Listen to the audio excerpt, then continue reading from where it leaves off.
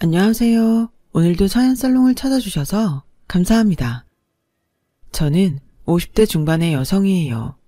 10년 전에 재혼을 해서 올해 기념일에 남편과 함께 짧은 여행을 다녀왔어요. 아들, 딸이 돈을 모아서 저희한테 선물도 했고요. 아들은 제가 낳지 않았지만 저를 친엄마처럼 따라줘서 정말 고맙게 생각해요. 이런 좋은 날들을 맞이하기까지 저는 첫 번째 결혼을 실패했죠. 저는 아버지가 트럭 운전을 하시고 엄마가 식당 주방에서 일을 하는 가난한 집에서 자랐어요. 학교 다닐 때 반 애들은 대부분 저보다 잘 살았고 저는 여유 있게 놀 거 다 놀며 학교 다니는 애들이 부러웠어요. 대학에 들어가서 제 목표는 오로지 저를 가난한 생활에서 꺼내줄 직업을 찾는 것과 그런 남편을 만나는 거였어요. 그러기 위해서 공부도 열심히 해서 학점 유지도 잘했고 외모에도 신경을 많이 써서 남자들의 시선을 끌려고 애썼죠. 남자들은 저한테 데이트 신청을 많이 했고 저는 일주일에 한 번 날을 정해서 미팅이나 소개팅을 했어요. 공부와 아르바이트를 같이 하면서 아무 때나 데이트를 할 수는 없었거든요. 하지만 대학 내내 만나본 남자들은 미래가 불투명하거나 제가 원하는 배경을 갖고 있지 않았어요. 4학년이 된 저는 일단 좋은 회사에 취직을 해야겠다고 마음먹었어요. 소개팅도 미팅도 나가지 않고 공부에만 매달렸어요. 집에서는 제가 오지 않는다고 성화였어요. 효정이 너만 잘 먹고 잘 살겠다는 거냐? 집이 어떻게 돌아가는지 관심도 없어? 아버지는 관절염이 심해져서 이제 일도 못하고 누워만 있는데 얼굴도 보러 안 올 거야? 엄마, 나 지금 인생에서 제일 중요한 때야. 그동안 학점 안 나온 과목들 메꾸고 좋은 데 취직하려면 시간이 없다고. 그래서 내가 매달 돈도 더 보내고 아버지 약값도 보태잖아. 지금은 그걸로 봐줘. 나도 힘들어. 라며 매정하게 엄마 전화를 끊었어요. 엄마의 마음을 모르는 건 아니었지만 저는 제 삶을 개척해야 했으니까요. 다른 애들처럼 집안의 도움을 받을 수 없으니 모든 걸 제가 혼자 해야 하는 게 힘들고 때로는 서러웠기 때문에 사실 엄마가 그렇게 말할 때는 조금 원망하는 마음이 들기도 했어요. 하지만 엄마도 사정이 있고 해주고 싶어도 도와줄 수 없으니 힘드실 것 같았어요. 저는 집에 투정 부리지 않기로 했고 될 수 있는 대로 엄마 마음 상하지 않게 조심하면서 취업 준비를 했어요. 다행히 학점이 기대보다 낮은 건 몇 과목밖에 없었고 웬만한 학점은 3학년 말까지 거의 따놓아서 입사시험 공부와 면접 준비할 시간은 충분했어요. 저는 제 능력으로 가능한 회사에는 전부 이력서를 넣었고 대부분 면접까지 갔어요. 최종적으로 2군데 대기업에 합격했고 그중에 복지가 더 좋고 제가 일하는 데 힘들지 않을 것 같은 회사에 가기로 했어요. 하지만 회사를 합격하자마자 그동안 병상에 누워 고생하던 아버지가 세상을 떠나셨고 저는 그 기쁨을 누려보지도 못하고 회사에 출근하기 전까지 고향집에 있어야 했어요. 이 아버지는 이런 좋은 날 오는 거 보지도 못하고 뭘 그렇게 서둘러 갔는지 모르겠다. 라며 엄마는 연신 눈물을 흘리셨어요. 저도 온갖 고생 다 하시고 병만 잔뜩 얻어서 힘든 말년을 보낸 아버지가 너무 불쌍해서 눈물이 나더군요. 그러면서 한편으로는 나는 절대 이렇게 살다가 가면 안 되겠다고 더욱 굳게 다짐하는 계기가 되기도 했어요. 아버지 물건을 정리하면서 엄마에게 서울에 가서 살면 어떻겠냐고 물어봤어요. 나 아직 내 힘으로 일해서 먹고 살 수 있어. 서울에 가면 그 낯선 곳에서 내가 뭘 하겠니? 엄마는 배우지도 못해서 거기 가면 사람들한테 무시나 받을 거야. 난 괜찮으니까 너 회사 잘 다닐 생각만 해. 엄마가 돼서 뒷받침도 제대로 못 해주고 입사 선물도 못 사줘서 정말 미안하다. 나한테 엄마 젊을 때 아빠한테 받은 반지 줬잖아. 그게 입사 선물이지. 그리고 그런 게 뭐가 중요해. 난 괜찮아. 엄마 어디 아프거나 무슨 일 생기면 바로 나한테 연락해야 돼. 그렇게 저는 다시 서울로 올라왔고 본격적인 사회생활을 시작했어요. 처음에는 상사한테 혼나면서 일을 배우느라 애를 먹었죠. 3개월 정도 지나고 나니 그제야 조금씩 모든 것에 익숙해지더라고요. 그때부터 다시 친구들을 통해 남자들을 소개받아서 만났어요. 저는 빨리 안정적인 기반을 마련하고 싶었어요. 일도 잘하고 좋은 사람을 만나서 얼른 자리 잡겠다는 목표를 세웠고요. 하지만 좀처럼 마음에 드는 남자를 만나지 못하고 시간이 흘렀어요. 그러다가 외국계 대기업에 다니는 친구가 결혼을 한다고 해서 결혼식에 갔다가 친구 동료인 남자를 만났어요. 제가 생각했던 조건과 직업을 가진 사람이었는데 저한테 나중에 다시 만나자며 전화번호를 주더군요. 처음 단둘이 만나서 점심을 먹고 영화를 본 후에 그 사람은 우리 회사랑 이효정 씨 회사가 걸어서 15분 거리인 거 알아요? 평일에도 시간을 잘 맞추면 자주 볼 수 있을 것 같아요. 저는 대학 때 몇 번 여자친구를 사귀었지만 회사에 들어와서는 너무 바빠서 그런지 사귀지 못했어요. 근데 이제는 저도 연애다운 연애를 했으면 좋겠네요. 그 상대가 효정 씨면 좋겠고요. 저는 조금 생각해 보겠다고 한 후 집에 와서 그 사람에게 만나보자고 전화를 했어요. 처음부터 사귀고 싶다는 마음은 있었지만 바로 그 자리에서 좋다고 하면 너무 쉽게 보일 것 같았거든요. 남자는 만날수록 제 마음에 들었어요. 좋은 집안에서 자랐고 공부도 잘했고 인맥도 좋았어요. 학교를 좋은 데 나와서 그런지 친구들 직업도 다 빵빵했죠. 저는 그 남자와 결혼할 수 있기를 바랐지만 생각했던 것보다 남자의 조건이 더 좋았기 때문에 겁이 났어요. 그런 집안이 저 같은 사람을 받아주기는 어렵다는 걸 아니까요.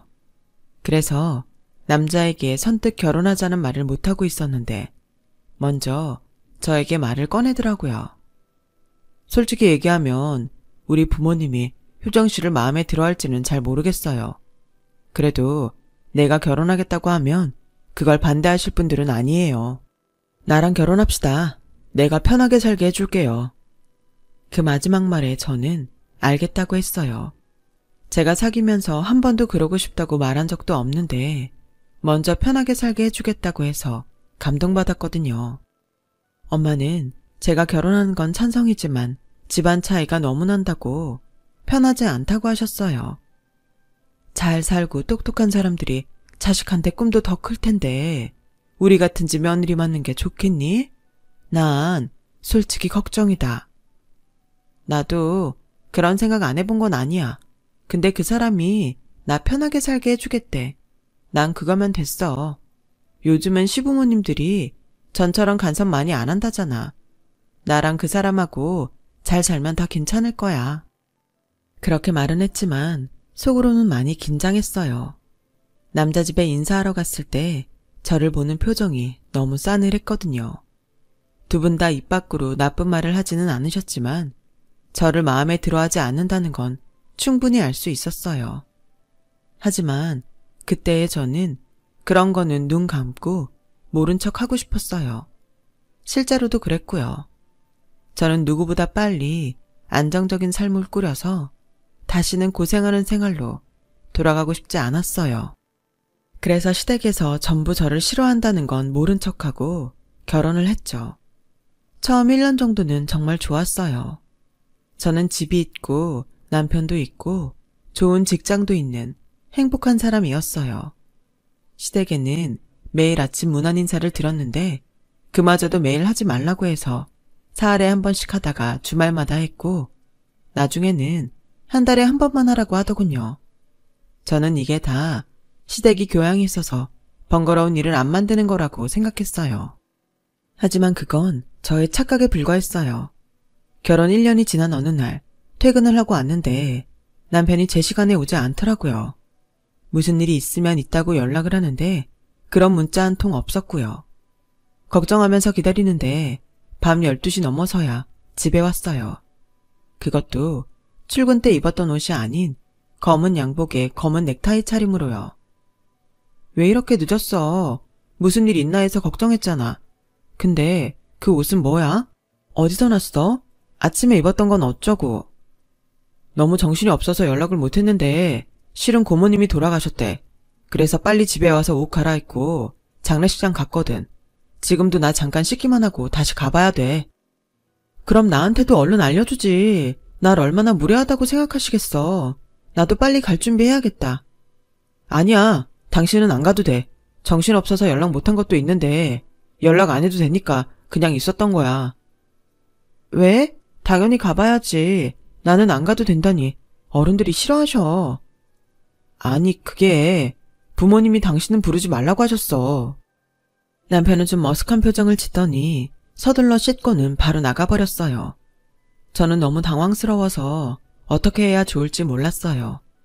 그래도 제가 결혼하고 처음 있는 상인데 가야 할 것 같았죠.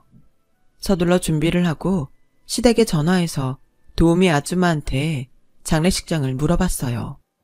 땡땡 대학병원 장례식장인데 내가 가르쳐줬다고 하지 마요. 나 그럼 여기서 쫓겨나요. 내가 세댁 불쌍해서 말 안 하려고 했는데 그동안 경조사 꽤 있었어요. 정호는 세댁한테도 알리겠다고 했지만 집안 어른들이 아주 반대가 난리도 아니었어. 둘이서만 잘 살겠다고 한 거 지키라고요. 다른 일엔 절대 못 끼어든다고 했어요. 그 말을 듣고 저는 온몸에서 힘이 쭉 빠져나가는 것 같았어요. 시댁 도우미 아줌마도 알고 있던 일을 저만 몰랐던 거죠. 저는 결혼하고도 1년 넘게 시댁이 인정을 받지 못하고 있던 거였어요. 남편은 그걸 혼자 끌어안고 끙끙대고 있었던 거고요.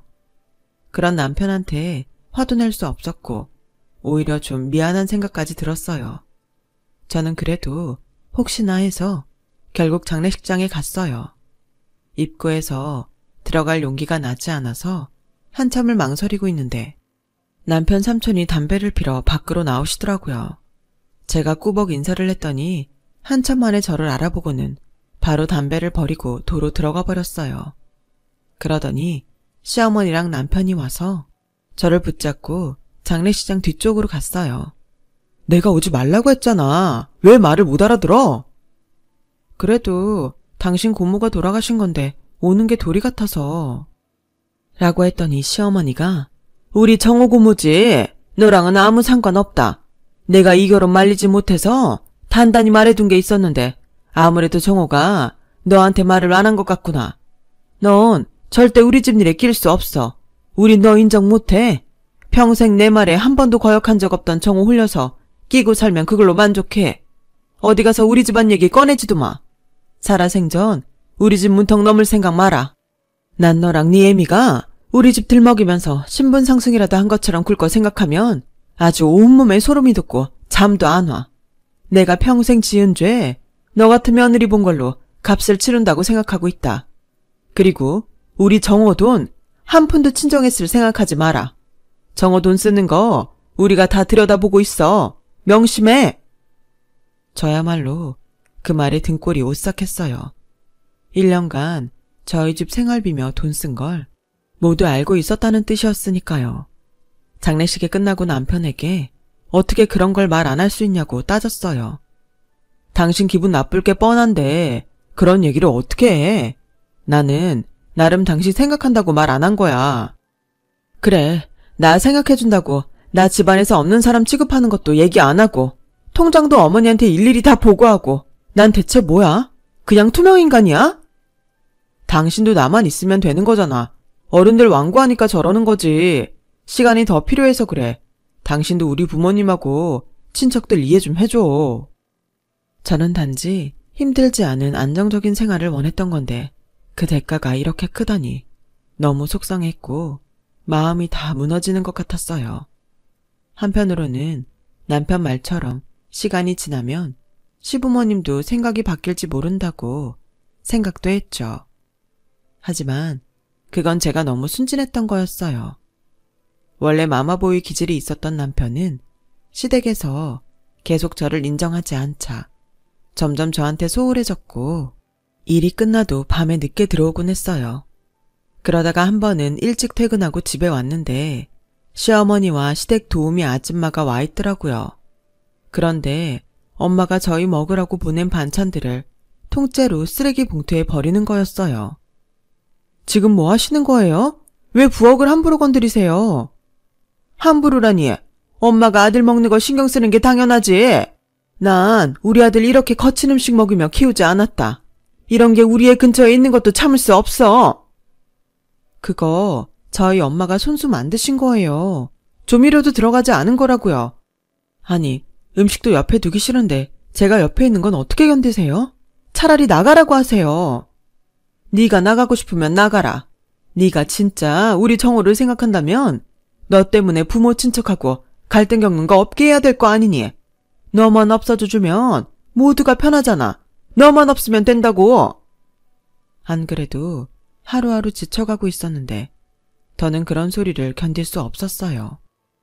그제야 저는 안정적인 생활에 가장 중요한 건 마음이 편한 거라는 걸 깨달았어요. 저는 밤 11시까지 남편을 기다리다가 짐을 싸들고 나오면서 이혼하자는 메모를 남겼어요.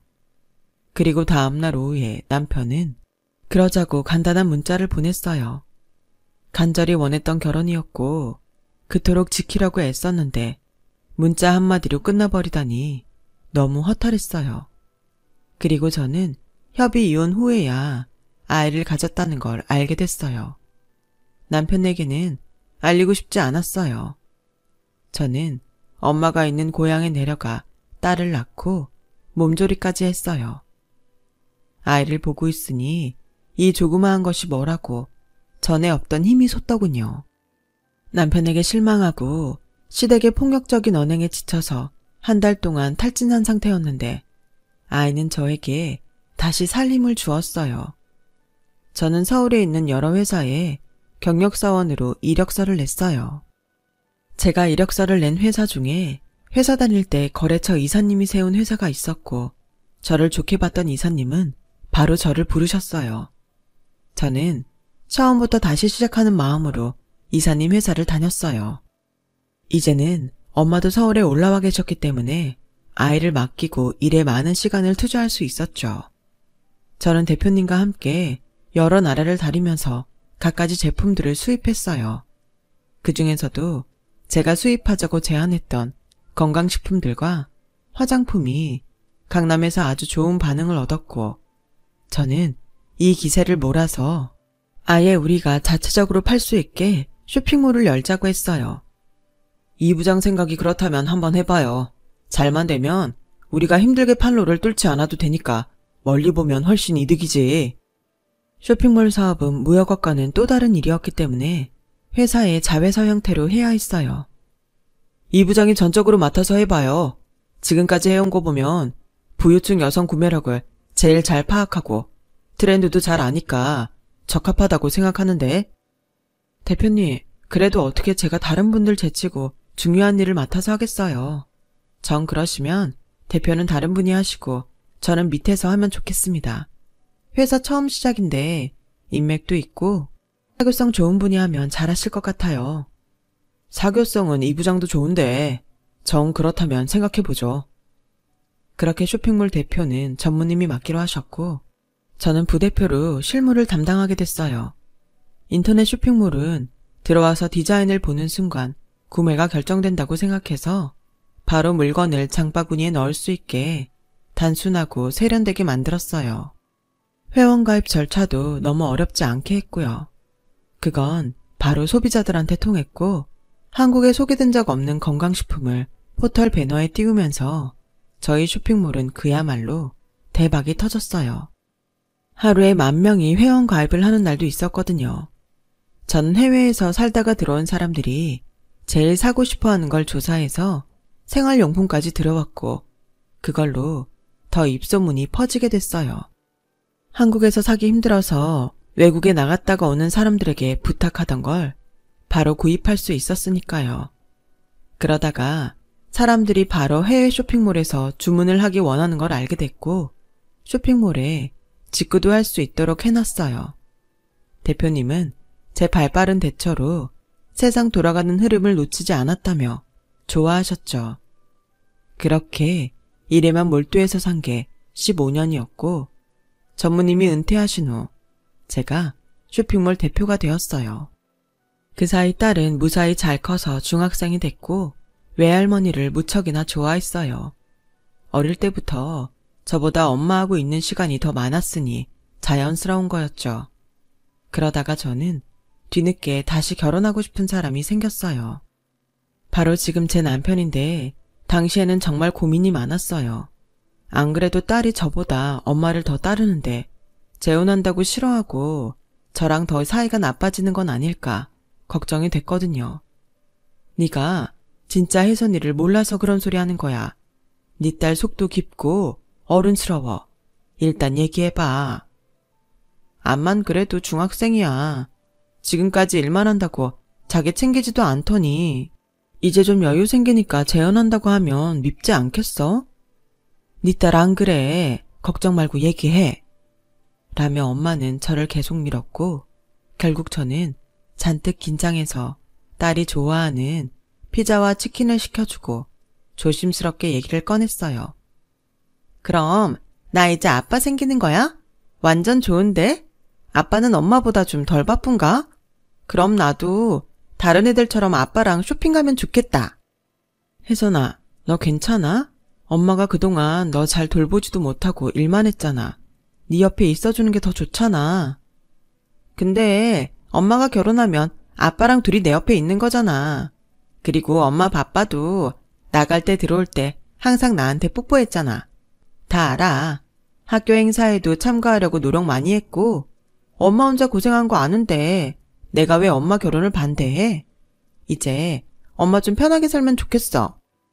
정말 제가 제 딸을 잘 모르고 있었더라고요.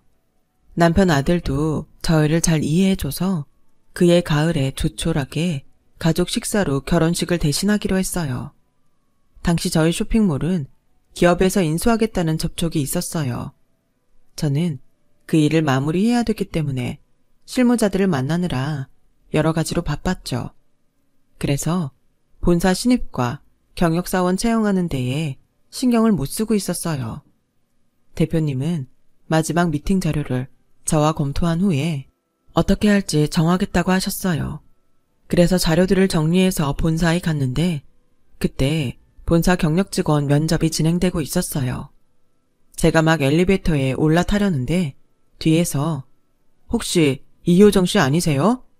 하는 남자 목소리에 놀라서 뒤로 돌아봤어요. 그랬더니 전 남편이 서 있는데 가슴에 면접표를 달고 있더라고요. 맞구나. 오랜만이네. 혹시 여기 회사 다니는 거야? 라며 우물쭈물 저한테 말을 거는데 저는 아무 말 없이 엘리베이터 닫힌 버튼을 누르고 올라가 버렸어요.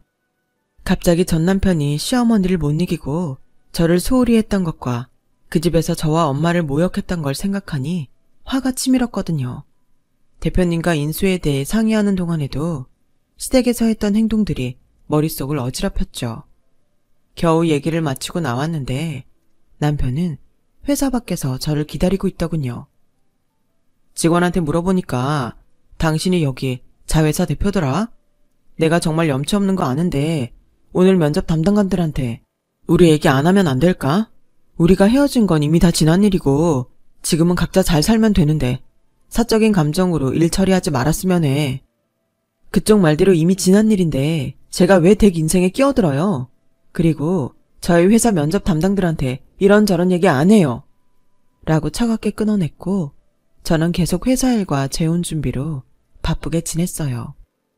그런데 며칠 후 회사에 출근을 했더니 웬 할머니가 제 사무실에서 소리를 지르며 바닥에 앉아있더군요. 직원들이 경비를 불러 끌어내려고 하고 있는데 할머니는 꼼짝도 안 했어요. 들어가서 보니 제 방은 아수라장이 돼 있었어요. 야, 니까년이 뭔데 내 아들을 떨어뜨려? 라길래 봤더니 전 남편 어머니더라고요. 우리 회사 경비가 한 명이에요? 사람 없으면 경찰이라도 부르세요. 기물파손에 무고죄, 명예훼손으로 고소할 사람 있다고요.